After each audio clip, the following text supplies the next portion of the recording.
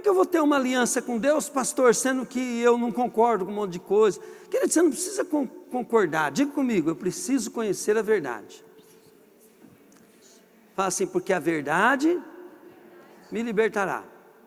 Uma coisa que nós precisamos entender, querido, que cada um de nós construiu uma base para entender as coisas, e o nosso entendimento muitas vezes interpreta as coisas do nosso modo. Uma pessoa entende de um jeito, outra pessoa entende do outro jeito, outra pessoa de outro jeito. E uma coisa bem incrível, querido, se você ver uma batida de carro numa esquina e chamar 3 tipos de pessoas que viu a mesma batida, todas elas vão contar até o que viu, até a mesma coisa, do jeitinho que viu, o mesmo entendimento, mas eles vão falar de maneira diferente. Por quê?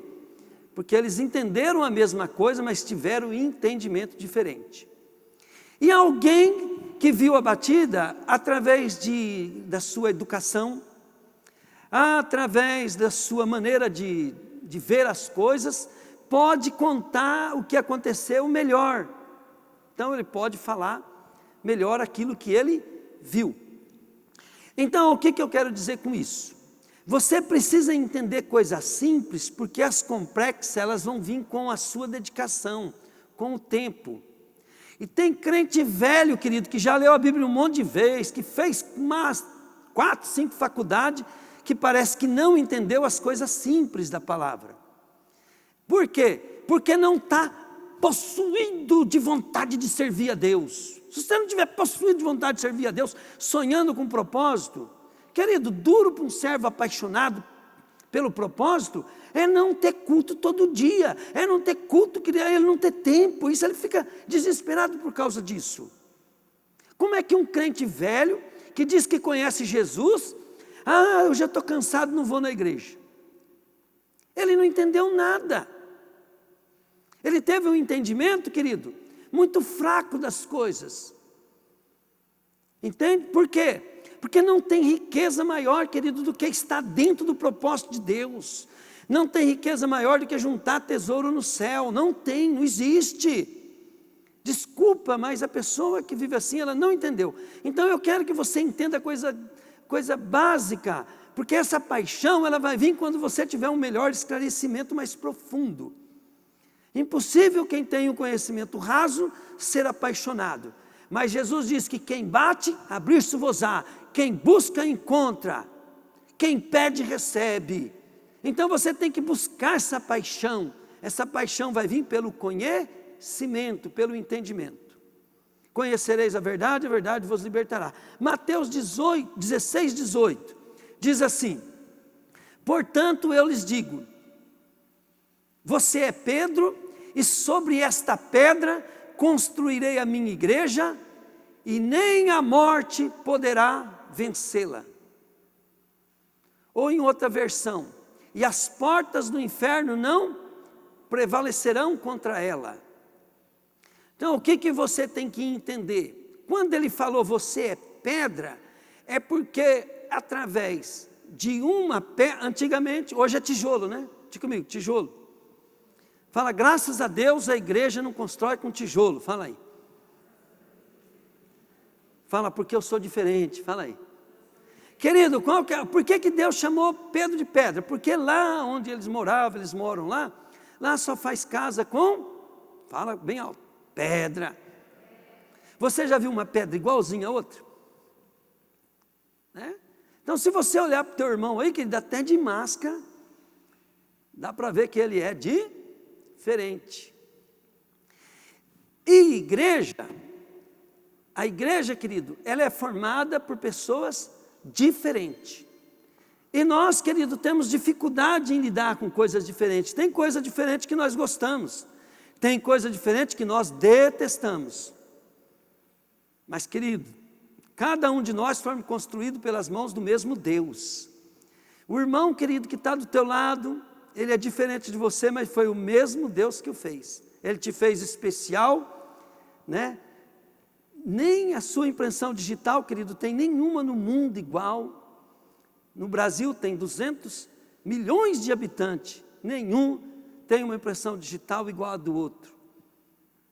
E talvez, querido, desde quando nasceu, nunca vai ter uma impressão digital igual a sua. Você é exclusivo, você é único.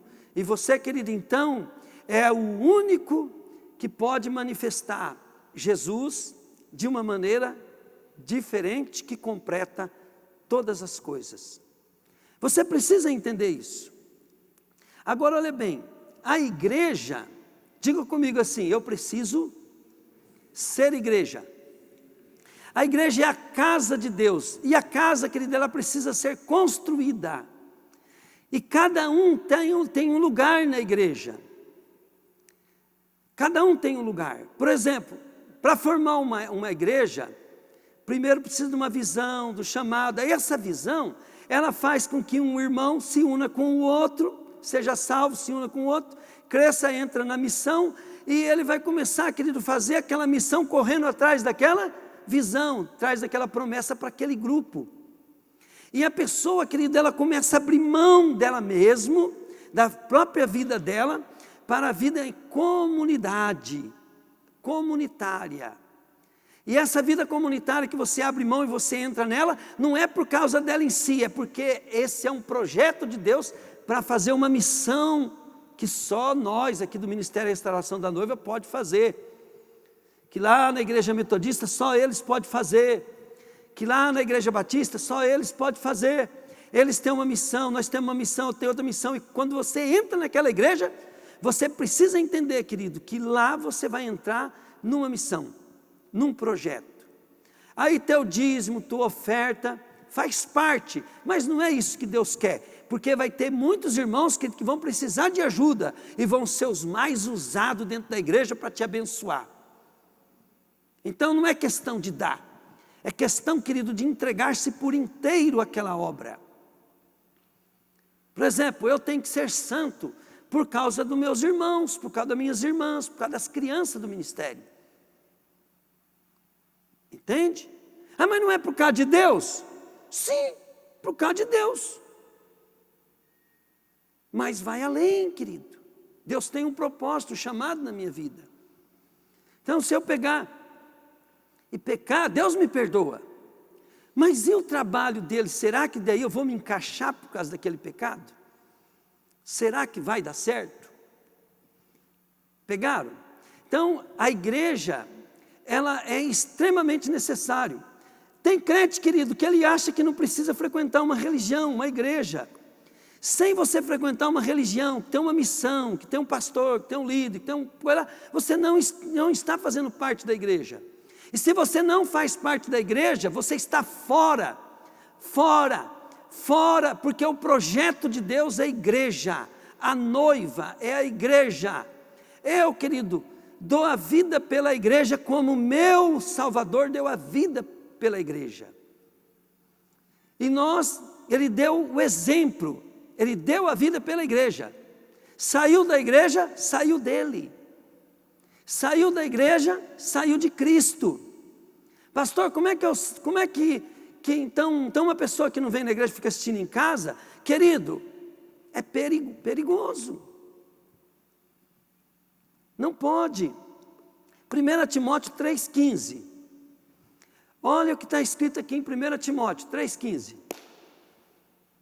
Mas, se eu demorar, esta carta vai lhe dizer como devemos agir na família de Deus.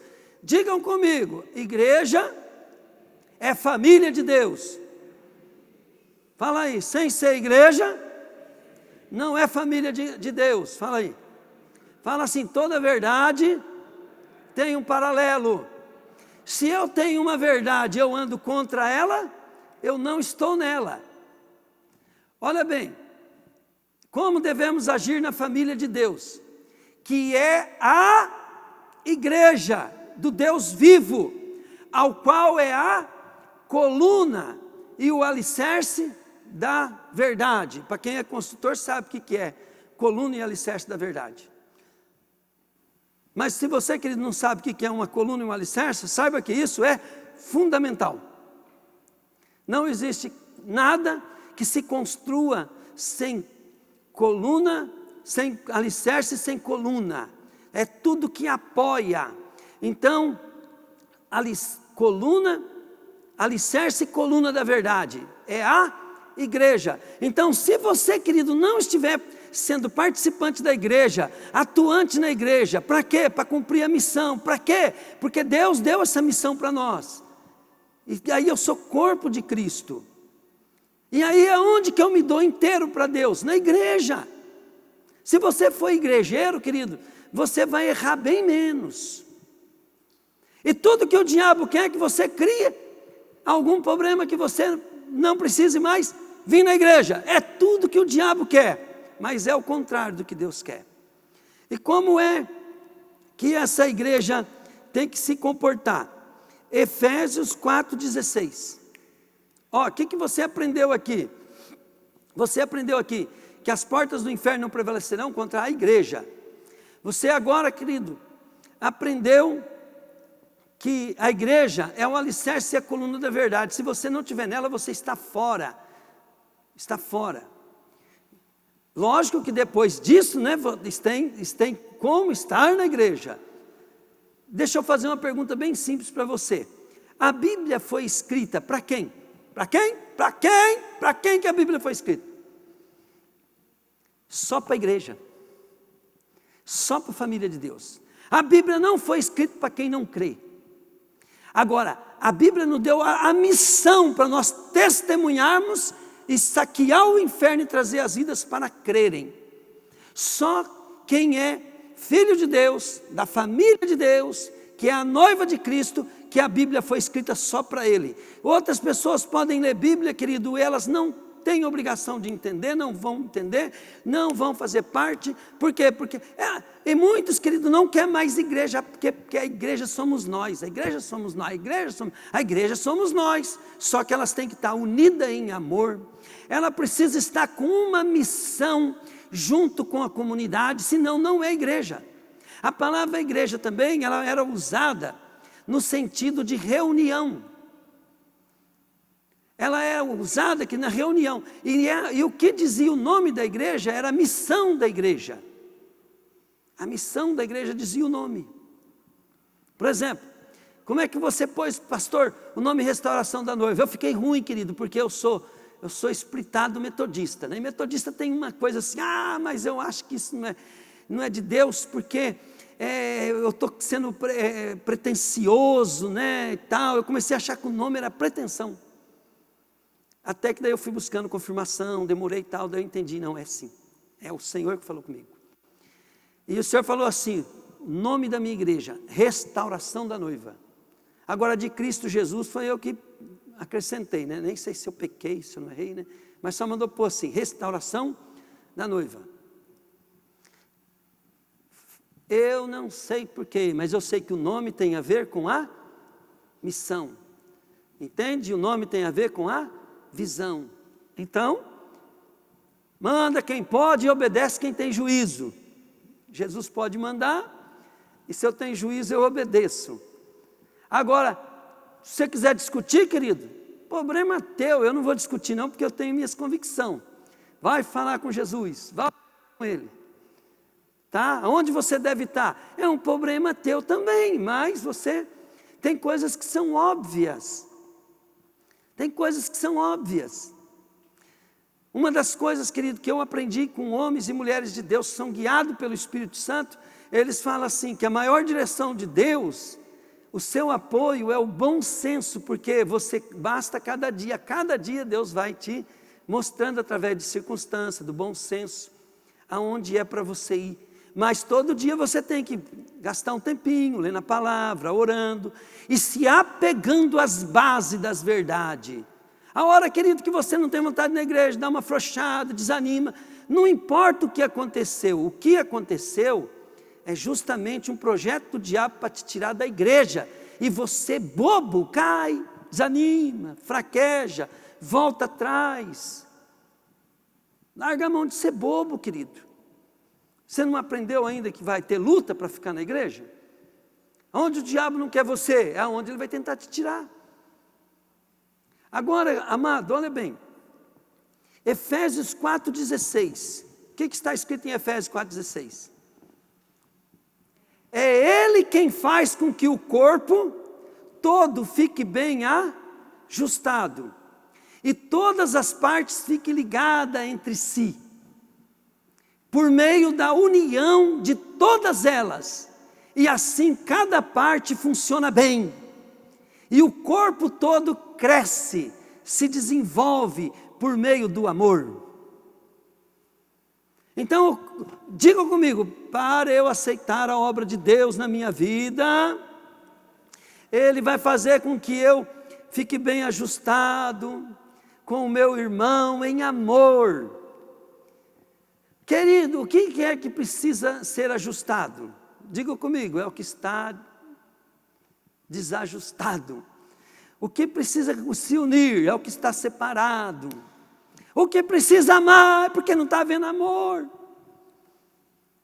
Então, uma das coisas, por que as coisas acontecem para te desanimar na igreja? Porque o amor, ele transcende todas as coisas. Se você vê o que é amor, querido, na Bíblia, você vai ver que é ao contrário do que você pensa. Se você chegar numa criança agora e falar para ela assim, fala uma coisa para mim, teu pai te aprova sempre ou te reprova sempre? Digam para mim o que a criança vai falar. Eles vão falar assim, meu pai e minha mãe só me reprova. Eles acham que o pai e a mãe nem amam eles. Agora, querido, você acha que Deus vai ficar te aprovando? Se você não gosta de ser exposto, ser chamado a atenção, você não está preparado para ter líder, querido, que te ama de verdade. Porque o teu líder, querido, ele vai ver você bem, ele vai querer ver você melhor ainda. Ele vai ver você fazendo as coisas certas, ele vai falar para você capuchar mais ainda. Né? A Ana Paula, ela arrumou as cadeiras aqui, que deixou uma belezinha. Eu cheguei aqui, desarrumei tudo que ela arrumou e fiz do meu jeito. Eu falei, eu não gostei, pastor, porque eu fiquei trabalhando que nem uma doida aqui. Eu falei, problema teu, quem não tinha gostado era eu. E o líder é assim. E por que eu faço assim? Porque eu estou não reprovando ela, eu estou fazendo ela ser uma pessoa melhor. Eu quero que ela tenha visão, eu quero que ela cresça, eu quero que ela seja uma grande mulher de Deus, que alcance as promessas de Deus. E assim, querido, é as coisas que Deus permite na nossa vida. Deus vê, querido, que você está com um pequeno orgulho, Ele manda alguma coisa para te humilhar. Deus vê, querido, que você não está amando, querido, as pessoas que são diferentes de você, que você não gosta, aí Ele coloca elas para te azucrinar mesmo. E o ser tonto, em vez de mudar, né, ficar firme na obra, em vez de pegar e falar, não, agora tem que pegar firme, porque eu estou passando por uma prova. E como é que passa pela prova? Ficando firme na igreja, ficando firme na obra de Deus, amando as pessoas difíceis de amar. Vocês pensam que vocês são fáceis de ser amados? Vocês não sabem o trabalho que vocês dão para um pastor, que às vezes tem que ficar orando para amar vocês. Né? Porque vocês querem ser aceitos, mas vocês não veem o que vocês fazem quando... Vocês não sabem o que um pastor sente quando você falta no culto. Quando você para de vir na igreja, para de assumir responsabilidade. Quando a gente precisa de você, cadê o fulano? Não estou...